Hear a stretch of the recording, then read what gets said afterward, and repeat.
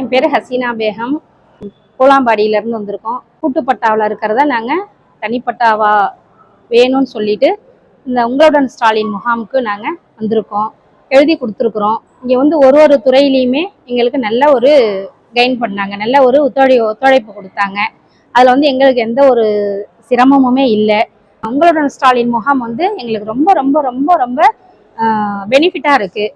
ஒரு ஆஃபீஸருங்களுமே எங்களை வந்து வர மக்களுக்கு நல்ல ஒரு ஒத்துழைப்பு கொடுக்குறாங்க. இந்த 2ஆம் நம்பருக்கு போங்க, தனிப்பட்ட வேணும்னா 2ஆம் நம்பருக்கு போங்க, அங்கே உங்களுக்கு வந்து சொல்லி கொடுத்துருவாங்க.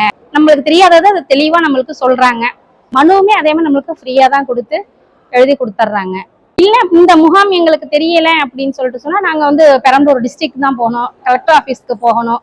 அங்கே போனோம் அப்படின்னா நம்ம ஒரு இடத்துக்கு போனோம் அப்படின்னா இங்கே போங்க, மேலே மாடிக்கு போங்க, அந்த இடத்துக்கு வந்து நம்மளுக்கு ரொம்ப சிரமமாக இருக்கும். அந்த சிரமத்தெல்லாம் நம்ம மு.க. ஸ்டாலின் அவர்கள் வந்து அந்த சிரமத்தை வந்து மக்களுக்கு ஏற்படுத்தாம அவங்கவுங்க மாவட்டத்தில் வட்டத்தில் நம்மள இந்த உங்களுடன் ஸ்டாலின்ட்டு ஒரு நல்ல ஒரு அருமையான ஒரு திட்டத்தை கொடுத்துருக்குறாங்க.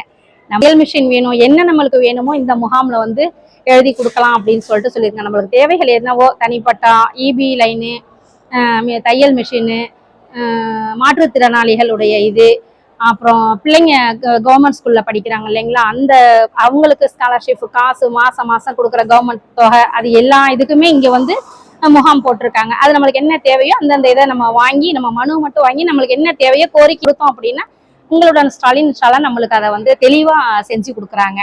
இது வந்து ஏழைகள் மக்களுக்காக செய்த ஒரு முகாம் திட்டமாக இருக்குது. நல்ல ஒரு இதாக இருக்குது.